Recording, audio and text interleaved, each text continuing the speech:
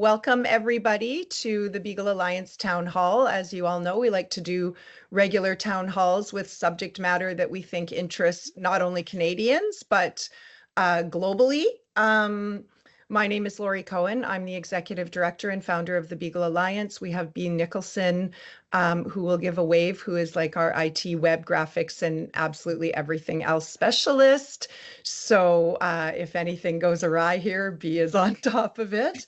And of course, we are incredibly thrilled to have the Animal Alliance of Canada with us. I think they're a bit of an institution in this country, and I feel very honored that they've decided to join us. So we have Leah Laskaris with us, who's been with the Animal Alliance for 20 years and is the CEO.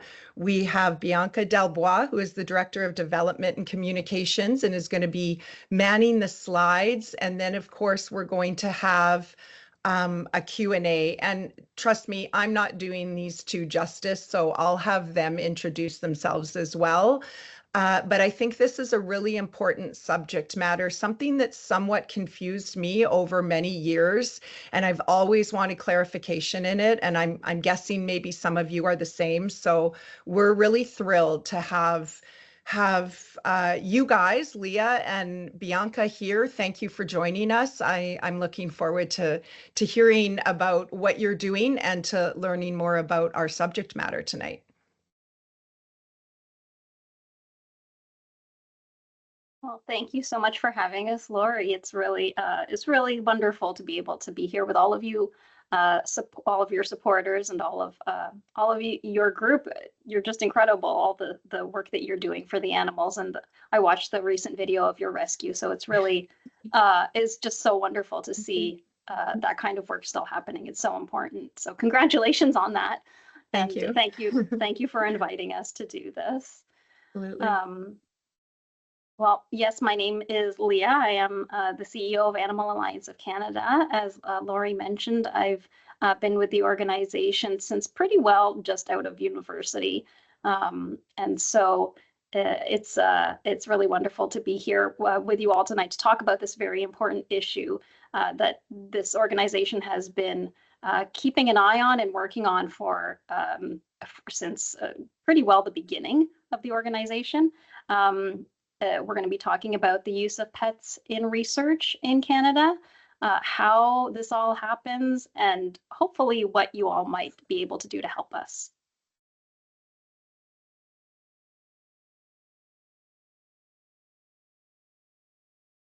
So this is our brief agenda for tonight. We'll be going over just a little bit of background about us, our No Pets in Research campaign. We'll look at a particular story of one dog, possible solutions, and where you all might be able to come into play. And then we'll open it up for some Q&A at the end.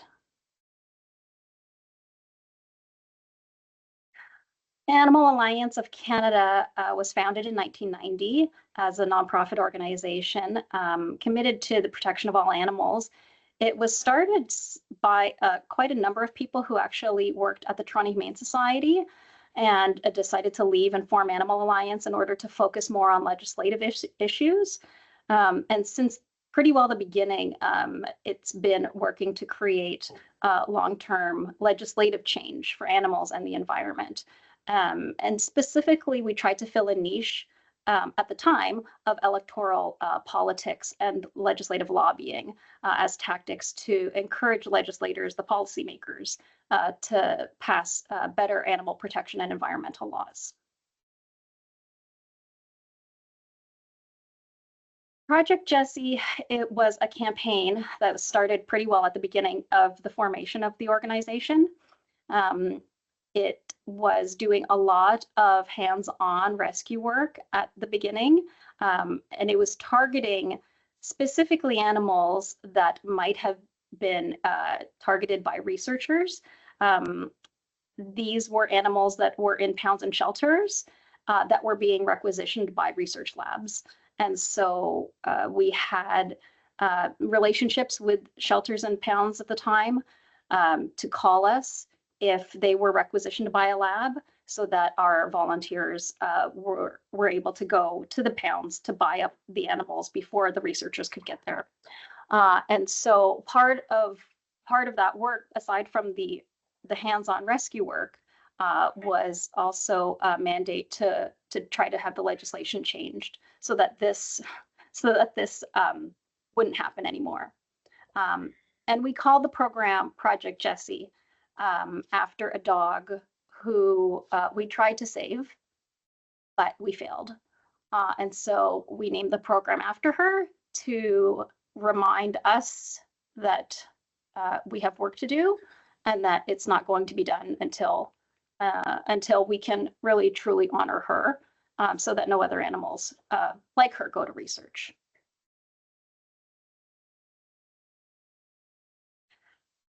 Now, that was Project Jessie in the early days. A number of years ago, we took a look at Project Jessie and decided we needed to change the program because the rescue work we did was primarily in Ontario. We thought it was time to branch out and support other rescue groups because over the years, so many rescue groups sprouted up in areas where we couldn't reach. And so we thought it would be more efficient if we helped these rescue groups to do the rescue part of it, and that we instead focused on the legislative lobbying part, because really since the inception of Animal Alliance, that was a niche that we've been trying to fill. And so part of that is also to persuade foundations to shift their support away from animal research to non-animal research. And that brings us to the No Pets in Research campaign as it stands now. So again, since the beginning of Animal Alliance, we decided to focus on pets that were in pounds and shelters who were at risk of being sold to research labs. We started in communities around the Toronto area because our main office is here in Toronto. And so we targeted municipalities that we were aware of that were selling to researchers. And we were successful in our relationships with these pounds and municipalities such that they began implementing better policies in order to deal with the animals in their shelters. A lot of them now have really good adoption programs, really fantastic policies in order to try to reunite lost animals with their families. And so pretty well in the GTA, we don't have an issue with animals being targeted by research facilities. And so, as I said again, because of this work, we decided to pivot to focus more on public awareness, political advocacy, and legislative change, with the ultimate goal, because we still haven't achieved it, the ultimate goal is to ensure that no companion animal is used in a research facility in Canada. And so we've, as I said, made significant progress here in Ontario, but in spite of that progress, loopholes appeared in the legislation here in Ontario. And so quite a number of lost pets or surrendered pets are still going to research facilities under a new thing called the donated by owner category.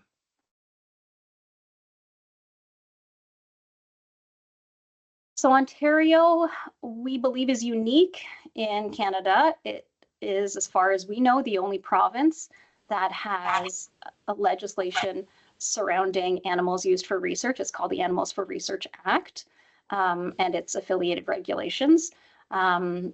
According to the Canadian Council on Animal Care, in that 5-year period between 2019 and 2023, over 57,000 dogs and over 24,000 cats were sent to research laboratories in Canada. And of those dogs and cats, over 27,000 dogs and over 22,000 cats were recorded as random source animals.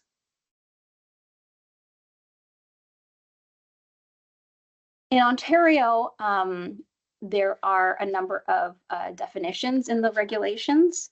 The pound-sourced animals are animals that are in Ontario pounds pursuant to a municipal bylaw and used for research purposes.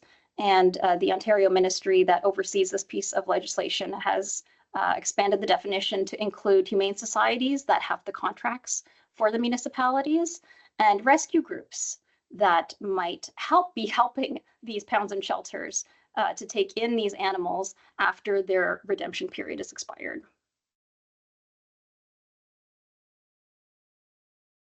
They also define in the regulations that research facility source. So this means animals that were purchased by the research institution in 1 year, but were retained by the research facility, for multi-year studies or to be used for different protocols, or that were transferred from one research facility to another in Ontario. And it also includes cats and dogs that were born in the research facility if they have some sort of breeding colony. This donated by owner category, this new definition is where our concern is at the moment. This is a source of dogs and cats for research laboratories, and it's complicated. It's really complicated. Some of these animals are brought in by their owners for experimental procedures, like medical procedures, if they need help with something, or if the animal is a blood donor, for example, if the owner wants to do this, with their cat or dog. All of that is captured under this particular category. And so it's even more complicated because it also includes animals who might have originated from humane societies, or animals who are stray and free roaming in a community, and that particular community doesn't have a bylaw to govern those particular animals. And so we see over the years, from when this amendment happened in the legislation, we see a pretty steady increase in the donated by owner category compared to the animals that are acquired by the research facility from the shelter. So they keep track of these numbers separately, and you see that the donated by owner category far exceeds the shelter numbers. And it's pretty alarming when we saw this increase, and it's particularly concerning because, as you all might well know, that oversight in Canada for animals and research is pretty lax.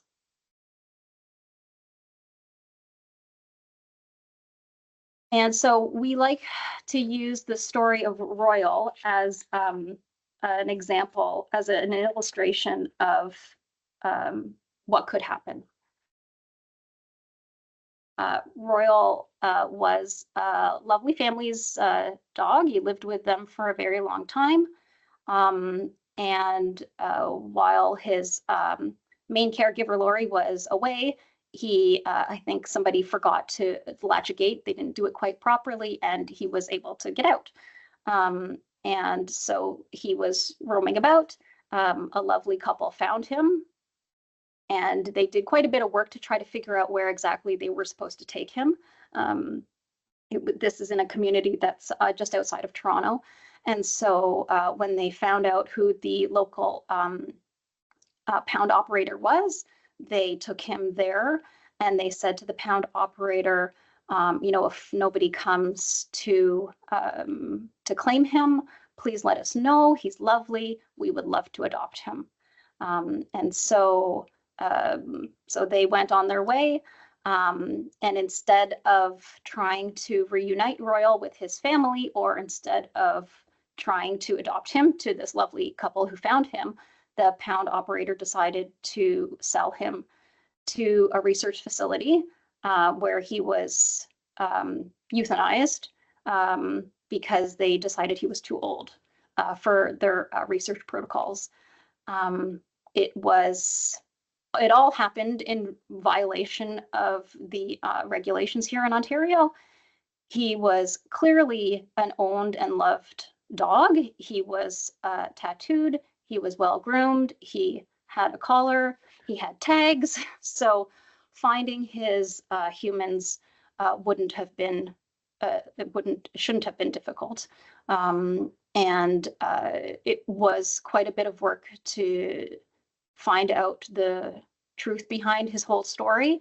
But we did, and it's if you want to read a chronology, it's all posted on our website. But we just use it to highlight the deficiencies in our regulation and how we, the work that we need to do in order to better protect our companion animals. So what's the solution? The real solution is to have provinces across the country ban the use of pets in research. In Ontario, it shouldn't be that difficult because it would just be an amendment to our regulations here.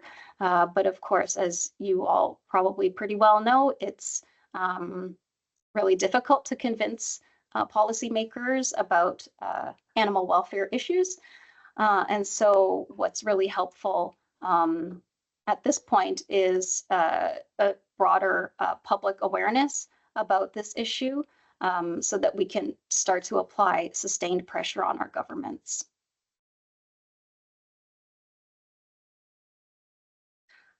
So how you can help, this is really important. If you live in Ontario, it would be wonderful if you contacted the Premier and your own member of provincial parliament. Most of them will not know about this issue, and so educating them is step one. If you live in another province, it's also important to reach out to your MPP or MLA to educate them and to talk to your municipalities, your municipal councillors, to learn more about what happens in your communities and if they're at all sympathetic to trying to protect our companion animals.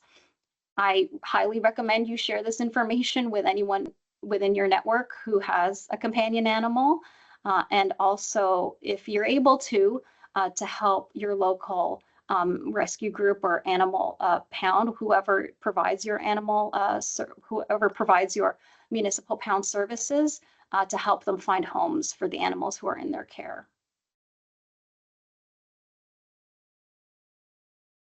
If you are in Ontario and you're going to be contacting Doug Ford, there is some information on our website which you're welcome to use. Of course, anytime we're asking people to contact an elected member, an elected official, it's always better if you use your own words.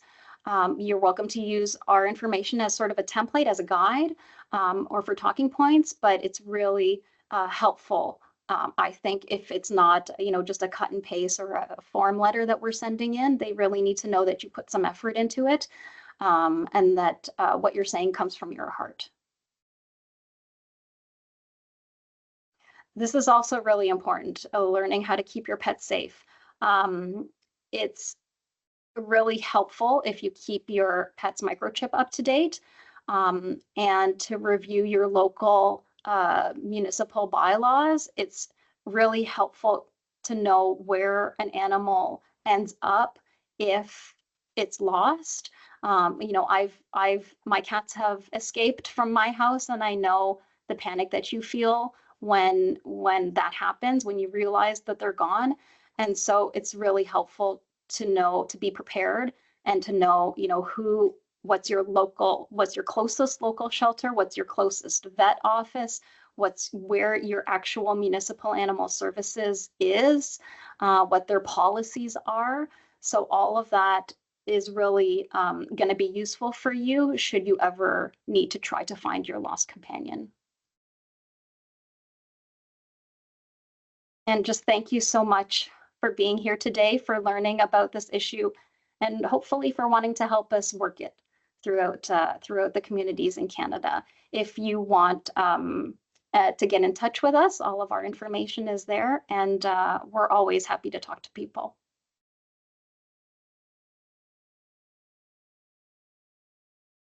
And so now we open the floor.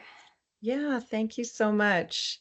That was incredible and heartbreaking at the same time. I think that would just be anyone's absolute Mhm. worst nightmare.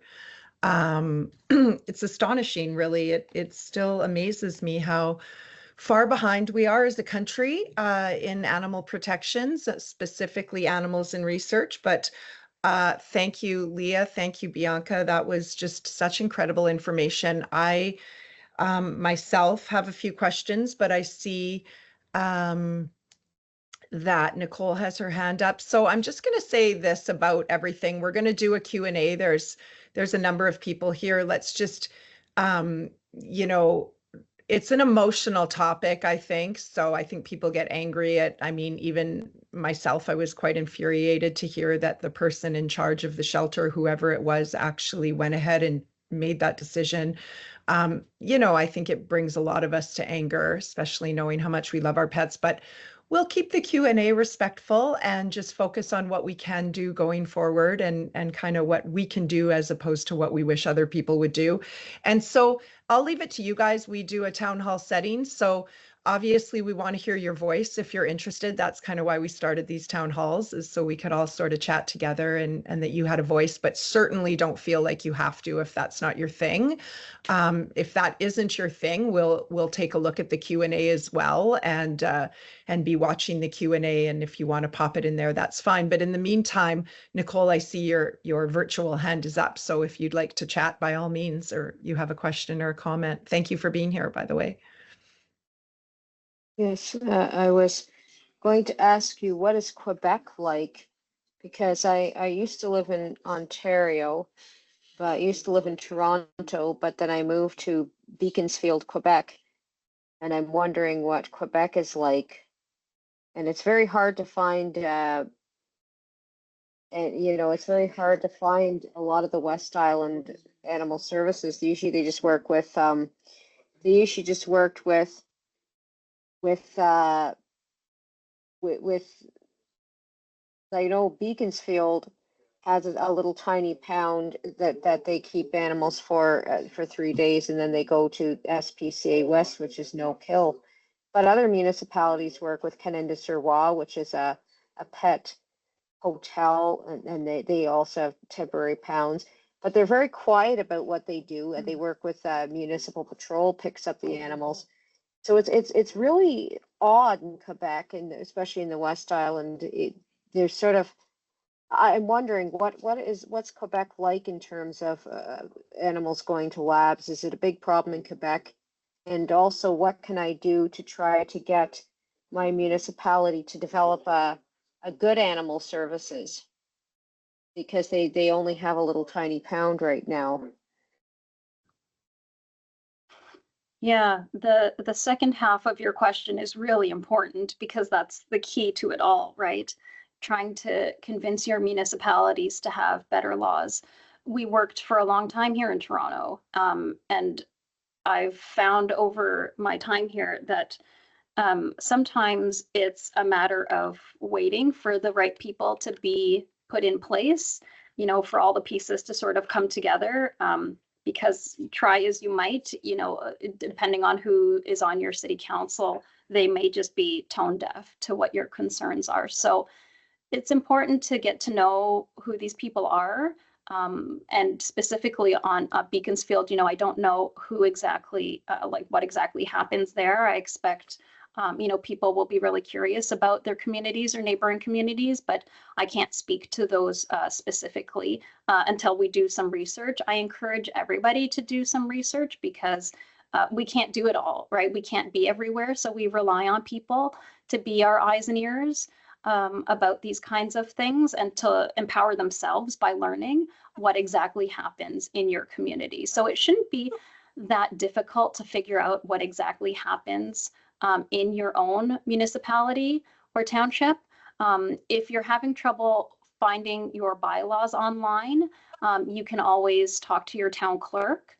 That person should be very helpful to explain to you what exactly, where you can find this information. If it's not posted online, they should be able to supply you with a paper copy. And they can also tell you if records are kept about animals that are in the community.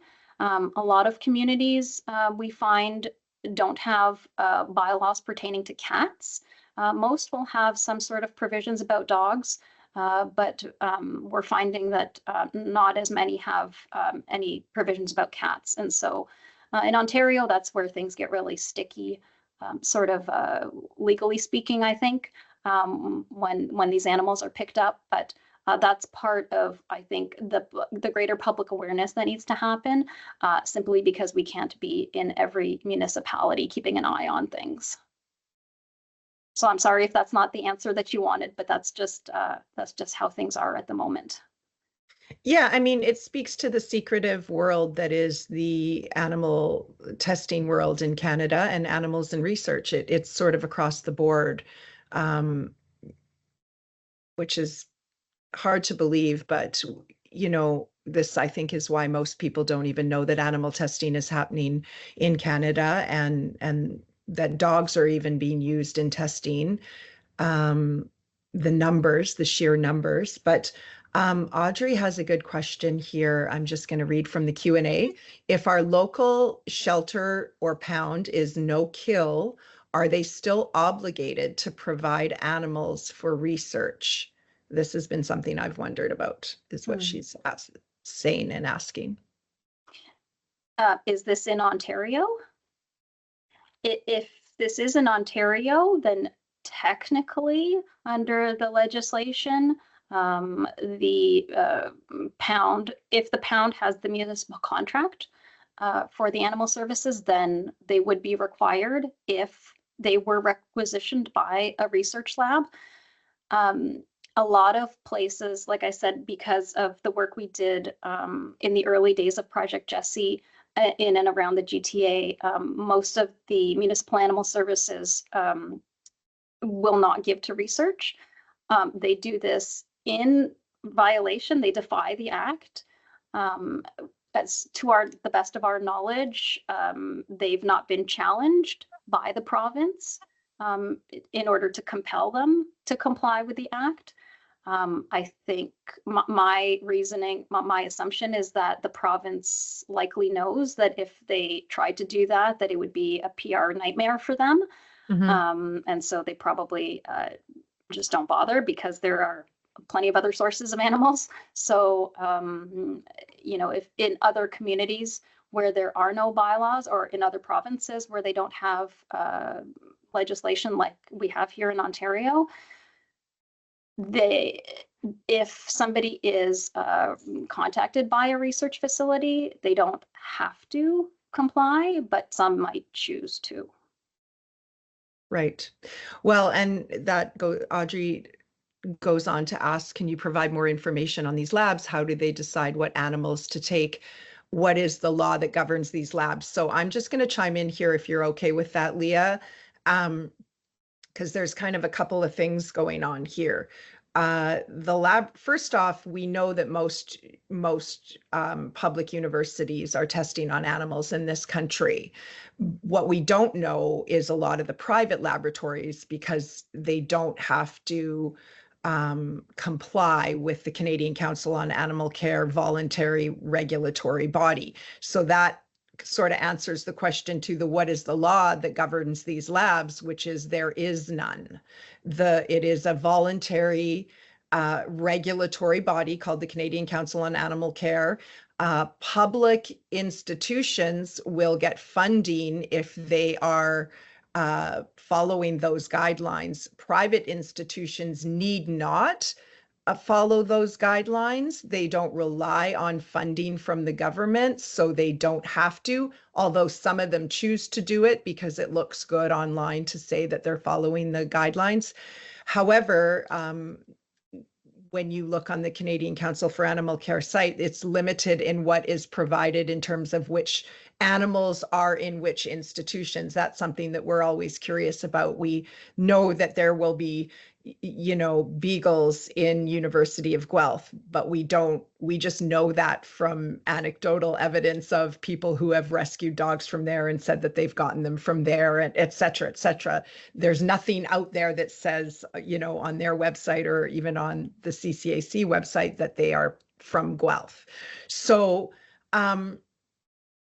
how did they decide what animals to take? That was sort of leaning into a question I have. And we kind of have a special, I wasn't expecting her to show up, but we have Dr. Charu Chandrasekhara here, which is always a pleasure and an honor. And so I'm going to kind of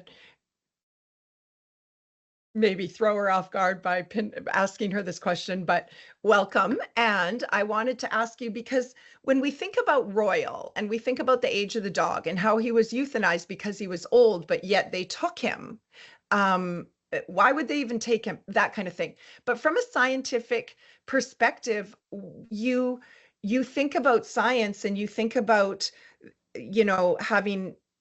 keeping the variables clean and having things pure, and I'm probably not wording it right. So now you've got a bunch of animals in a shelter that you have literally no history on, you have no medical information on. What on earth are they using them for if there's no standard of care that they can even have to know? I mean, how does it work? What kind of results would be yielded that could be effective coming from a bunch of random animals that they don't have a history on, I guess, is what my question is. Hi, Lori. So this is interesting because it is definitely the question that was going through my mind too. Who in Canada is still doing this, right? Because generally for regulatory testing, so this is for chemical testing, the guidelines are set by international organizations like the Organization for Economic Development, like OECD, Economic Organization for Economic, OE, corporation. And so they have these guidelines, very specific. They specify, usually they say, these kinds of dogs, oftentimes, the vast majority of the time is beagles, and they specify an age. 6 to 9 months, no more than 9 months of age. And so all these guidelines, and even for like disease modeling, so if you're using a dog's not to test a pesticide on, but to figure out, how muscular dystrophy is going to affect you, or heart failure, they're also not random, because you want to have control over these experimental parameters. You want to know that they don't have any background diseases, and you also need to have more than one animal. So this is my thing too. It's like, what's the point of getting a random dog from here, a random dog from there? We know that there are differences in biology between the different breeds. And so if you want to create a heart failure dog, then you need to have at least minimum 2 animals, one with heart failure, one without, right? If you follow the scientific procedure, scientific protocol. So usually they're from the same thing, like with the same genetic background, same, mother, father, and, incestuous breeding in some way, in some cases. So it's very interesting that we are still doing that in Ontario, because in the United States, they sort of got rid of this a long time, like more than a decade ago. This came to light with the National Institutes of Health, that these dogs from these dealers are not safe and not, they weren't necessarily, and also for animal welfare reasons, but that wasn't the primary reason, mostly for scientific purposes. So now we have these large breeding companies that would breed dogs of specific breed, so beagles and then mongrels, mostly for heart failure studies, and then they ship them out at certain ages, and then they would even induce certain disease conditions in them and sell them for a higher price. But to source them from, I would really like to know, do you have any information there about like what they have been used for? Do we have any whistleblower, undercover investigation, that kind of information at all that you are even able to share? Because I'd be curious to know what you do with these random one-off dogs. Yeah, if you look at the statistics from the Canadian Council on Animal Care, they explain the purpose of animal use and the category of invasiveness. So if you've not talked about this in previous town halls, the category of invasiveness is how invasive the procedures are, and it ranges from 0 to 5. And for the purpose of animal use, this is what the animals are going to be used for. And again, this ranges from 0 to 5. The kind of regulatory testing that you might use a purpose beagle for is purpose of animal use free. And when you look at the statistics from the Canadian Council on Animal Care, you'll see that these random sourced animals are not used for that purpose of animal use. So they'll be used for things like teaching. They'll be used for things like developing, procedures that you might need for human or veterinary medicine. All of these kinds of other uses of animals, but not for regulatory testing for that specific category. They don't use them. Why a researcher would choose to use a pound dog, we can't say that for sure. We don't know. We weren't privy to any of that. We know in the case of Royal, he was sent to the University of Guelph, and at the time, I can only assume that he was sent with a number of other animals, and they were just accepted, and then by the university, and then eventually when the appropriate person came to do the assessment of the animals for their needs, that's when they realized that they didn't need Royal, and decided he would just be better off, if they just euthanized him. So we know that these animals end up in universities. We did work at in the city of Winnipeg back in the early days, and so primarily I think they were easy for universities, easy animals, cheap animals to be acquired for their students. Because sometimes you just need an animal for the student to learn proper handling, and so. In the case of in Ontario, these animals are cheap. The maximum price that they're allowed to charge for a dog is $6. A cat is $2.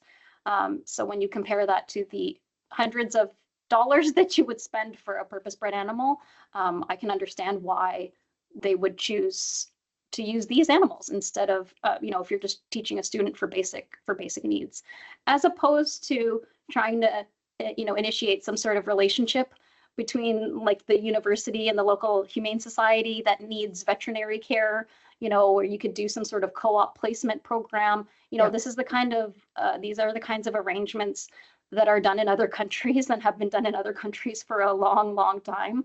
And so, we might start to see some of that here in Canada, but it's certainly not compulsory. Yeah, thank you for that. I was going to ask you about the exchange of money, and thank you, Dr. Chandrasekhara, too, because it's just hard to imagine. And you do think of the studies and how the variables have to play. I suppose, so that was exactly my next question, is what is the money involved? Because clearly there's a reason why they're getting a one-of dog or whatever reason, and what the price is, which $6 is astonishing. And this is a little bit off on a tangent, but I know that you mentioned the breeding colonies, and of course in Vigo and Notive being obviously, one of the ones that most people know of right now, and Marshall Bioresources and things like that. But have you come across breeding colonies in Canada? My former cat, Harry, came from a breeding colony at the University of Guelph. Okay. They shut down their breeding colony a number of years ago. Whether or not they opened one again, I don't know, because, like with anything, policies change depending on who's in charge. So at the time, my Harry, we were able to help rescue a number of cats from the University of Toronto, because they weren't needed, and a kind student who was there was scrambling trying to get as many out as he could. Right. And so I got Harry. Harry was the cat who actually ran out of my house a number of times. He was quite territorial. I was so that panic when your animal goes missing is real, and so making sure that they're microchipped and tagged and everything is really, really important.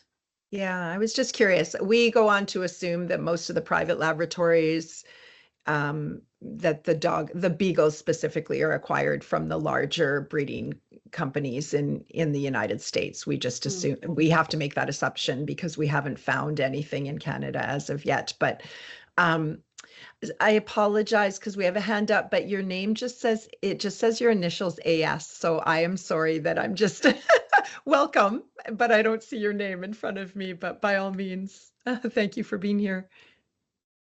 Oh, sorry, it's Amanda. Hi, Amanda. Thanks. Hi. So my question, I guess, is for Leah. Wasn't the Animals for Research Act in Ontario, wasn't this a law that was passed by the Conservative government when they had a majority government provincially? Do you know the background on it? I don't know the exact history of the Animals for Research Act and who at the time instituted it and exactly why they instituted it. I know we were really close to having a ban in place when Bob Rae was premier, but it didn't go through. Unfortunately, at the very last minute, he decided to pull his support, and so we lost that one. But you know, we have it. The point is that we have it, and that we really need to fix it. Yeah, because I have done some research, and it seems, and I could be wrong, but it seems like it was the Conservative government that passed this law to begin with. And unfortunately, I have reached out to my MPP in Oxford County. I'm in Oxford County, which is heavily, if anybody knows Oxford County in Ontario, it is factory farm central. So it's a heavily conservative area, and unfortunately he would not, my MPP would not, or MP, he's also conservative, would not help me in this situation.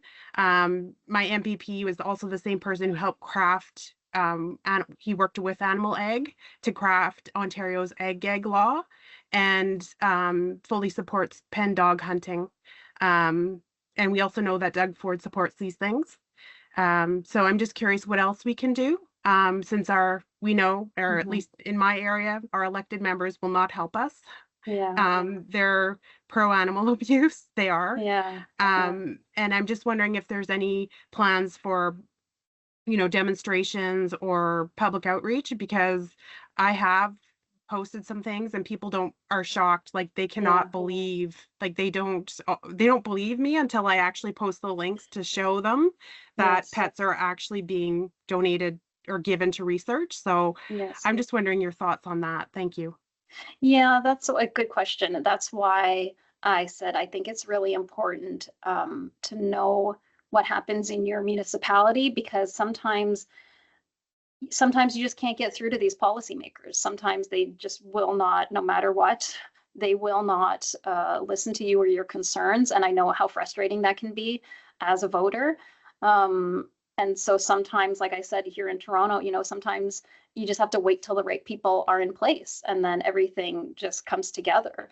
And these things are fragile, right? So as easily as they come together, they can dissolve as easily too. So the only thing, if you know that these people are not going to be listening to your concerns, the best thing you can do is to protect yourself and your pets. Know where these animals might be taken. Know what the policies are of the pound operator. Get to know these people. Sometimes they might just need help. If their shelter is full and a lab comes and says, we'll help you, we need those 10 dogs, and then you've got 10 free cages. We know you're struggling. I can understand if those people are under pressure, that they might see that as a really good solution. So I think it's really important to try to create relationships with these folks, and to see if they're open at all to coming up with a new way of doing things, a more modern way of doing things. Because certainly there are a lot more resources now than there were 30 years ago when Project Jessie started. I'll jump in too and just add that the public awareness factor is huge. So things like this town hall, more webinars in the future, increased postings on social media. Like we have posts on the Animal Alliance of Canada Instagram, and also on the webpage. There's pages dedicated to the ag law, the no pets in research, the pen dog hunt, there's information about that. So finding this information, sharing this information, and mobilizing the general public is so important, because that helps put the pressure on. And when something becomes, a lot of people are behind something and they pick up on it online or in person, or it becomes a media sensation, that tends to get people's attention as well. Leah mentioned earlier that, you know, if a animal shelter, for example, refused to give animals for research, and they, you know, the researchers fought back, or the government fought back, it would be a PR nightmare for them to do that. It's the same thing. If we get enough public awareness and enough people talking about it, and we do enough of these, have these videos that live online and these resources that live online, and we continue to share it, eventually the hope is that, you know, we'll mobilize enough support, and it will get enough attention that we can make changes. I agree 100%. And that's exactly this. That's exactly how the Beagle Alliance exists. And I'll Charu, I'm going to come to you because there's a question in that you might be able to answer alongside of what you want to comment on. But I agree. We did an event last week, spoke to 240 people, and not one of them knew that animal testing happened in Canada. Not one. It was a glorious day.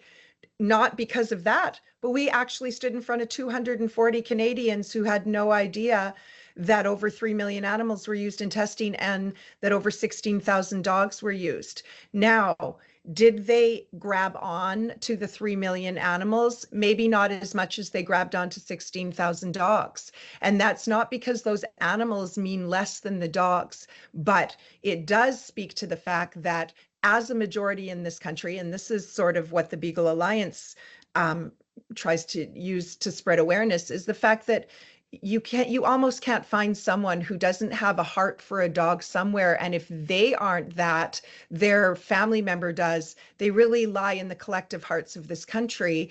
And I think, Leah, you had a good point. It's a timing thing too, but we have to, as advocates, spread awareness in a very contemporary and non-threatening way, and spread it in a way that reaches the hearts of the majority of the Canadians. So when that person gets into a position of power in the government, etc., we will all be ready, and that person will be there. And I think that's what will make change as we go along. And I, you know, wouldn't it be wonderful if it would be tomorrow? But we, as the general citizens, have to be the majority speaking out to the minority of people that run the government. And I think that's really key, is that we are the voice of this country. And the more of us that knows what is going on, we need to mobilize and then make it a priority.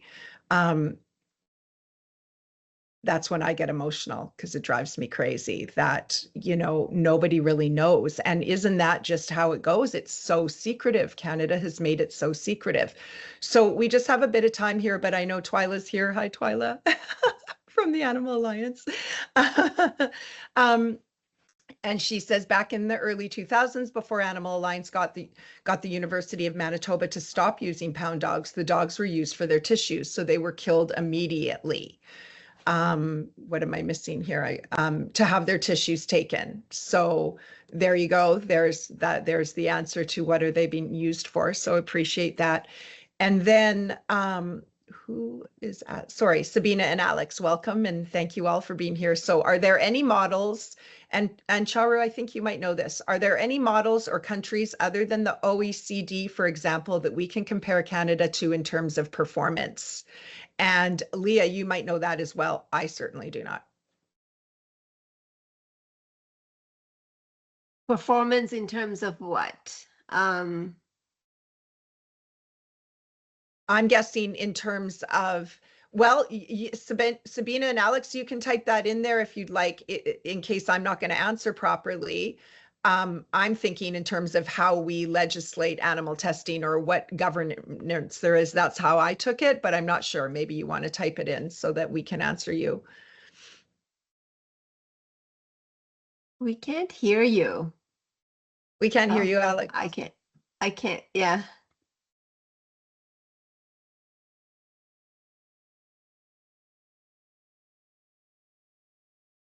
Well, if you guys want to type that in, go ahead. And then Charu, you had your hand up anyway to say Yeah, something. So no, I was just gonna make a quick comment about what Leah said is true, right? Like that's what I just thought that you maybe knew exactly what they had been used for, but obviously the CCAC doesn't share all of that information. We don't have any access to it, but it's most likely used for training or for like these random tissue collections and things like that. And the point I wanted to make is that, yeah, they're always used for training because every time, think about it, you have to do these invasive surgeries for heart failure. For example, if you want to create a dog with heart failure, you got to do open heart surgery.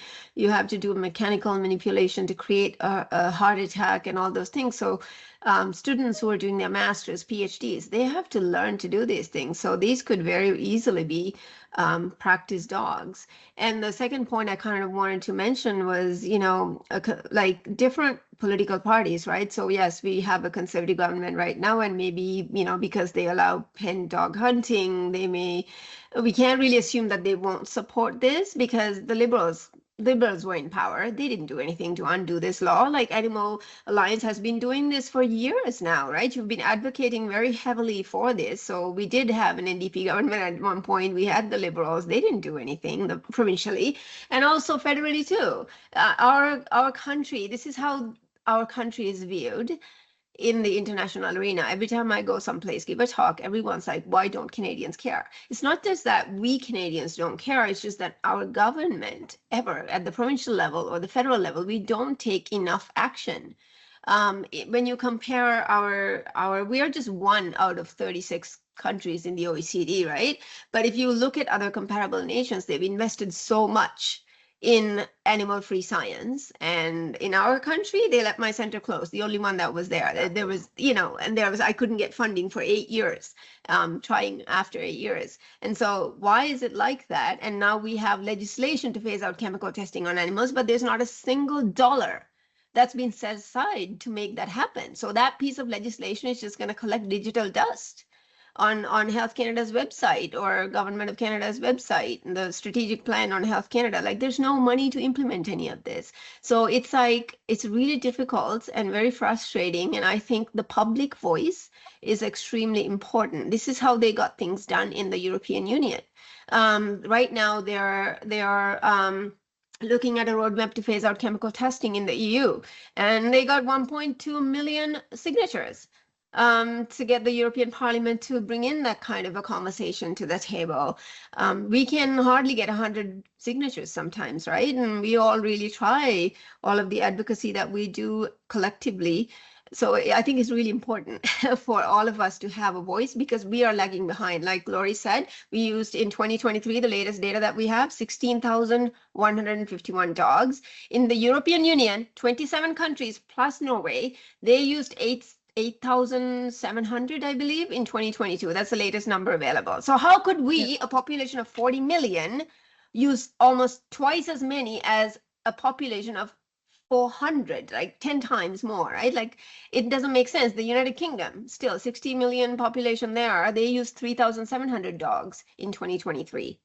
So can you, this is just what it is. So I don't know. I think this is why it's important for all of us to come together and figure out a way to educate each other.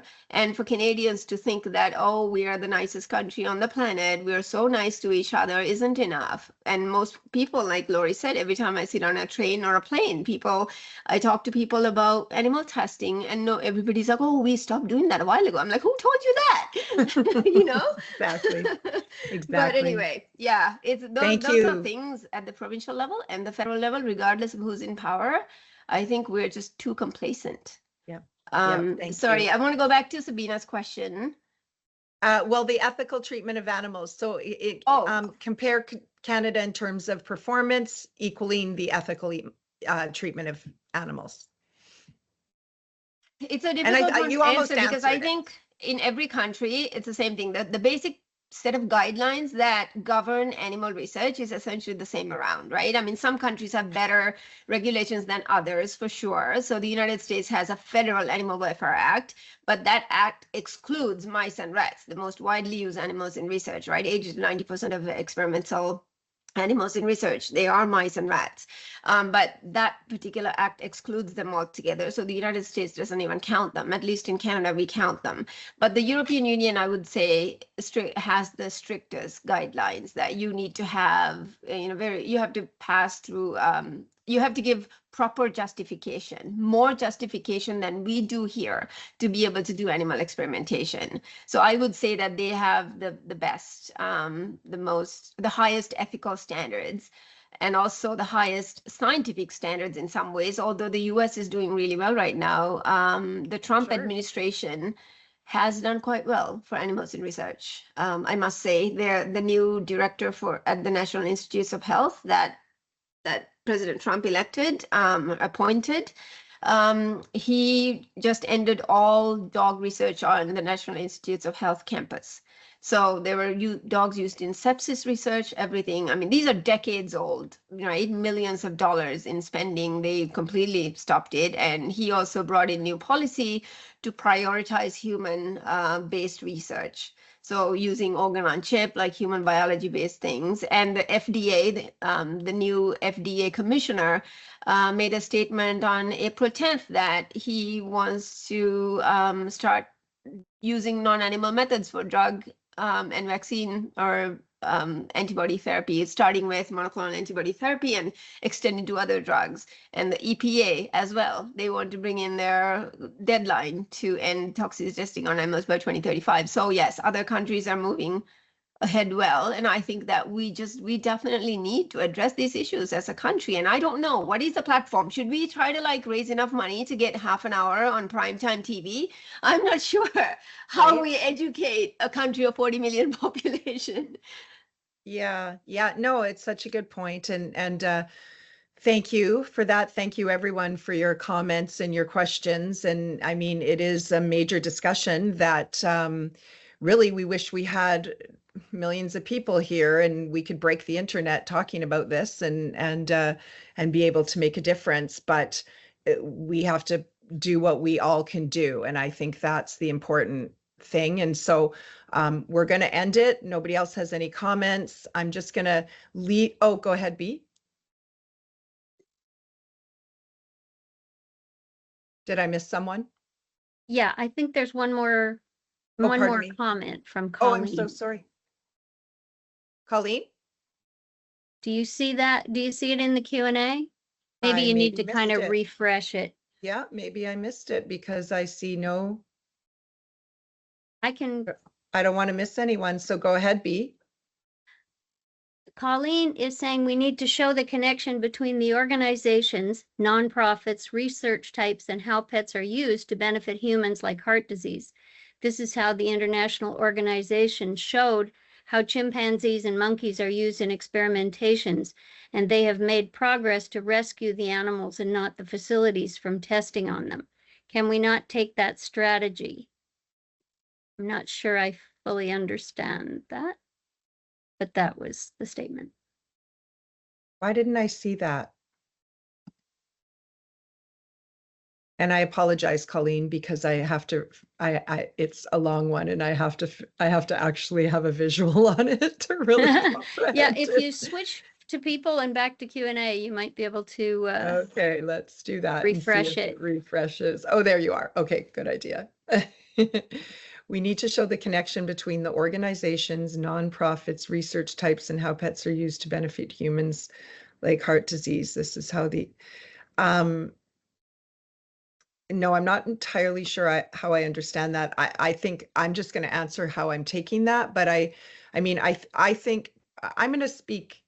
I might not answer your question, Colleen, but I personally, and the Beagle Alliance takes the we are of the belief that collaboration is key, and it has to happen among organizations. We can't be separately out there.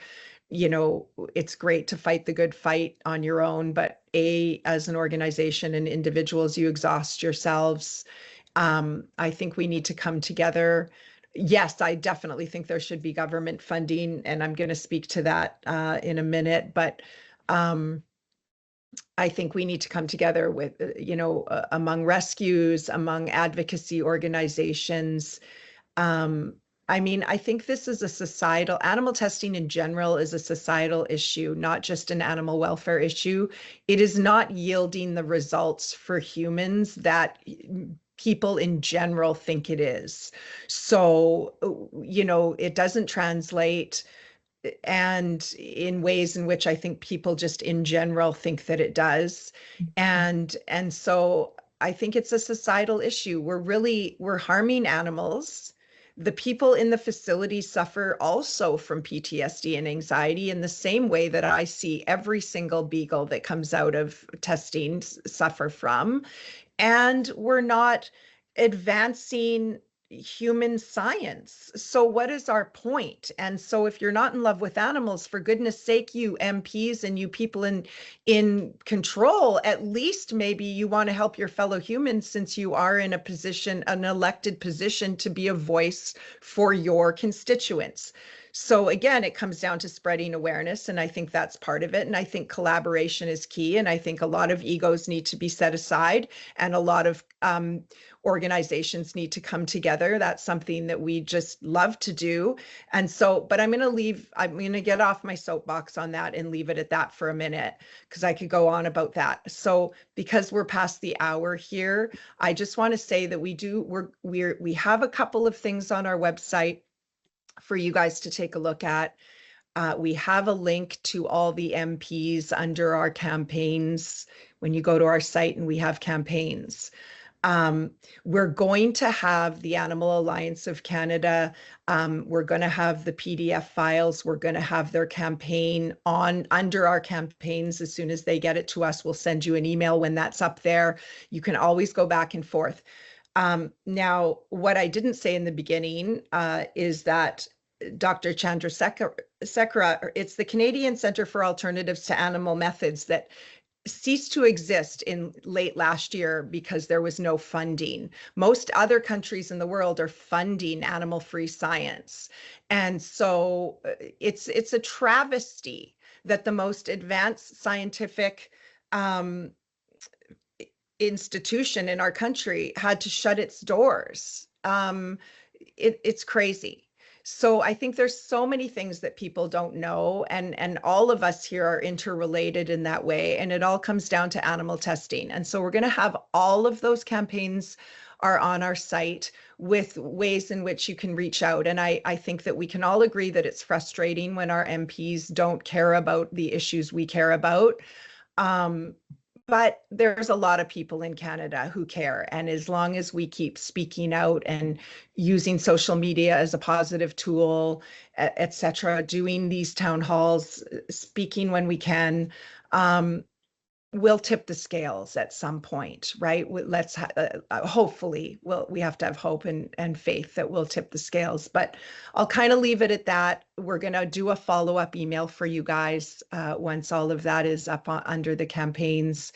Leah and Bianca, thank you so much. Just such a wealth of information. It's so unbelievable, really. Unbelievable, truly.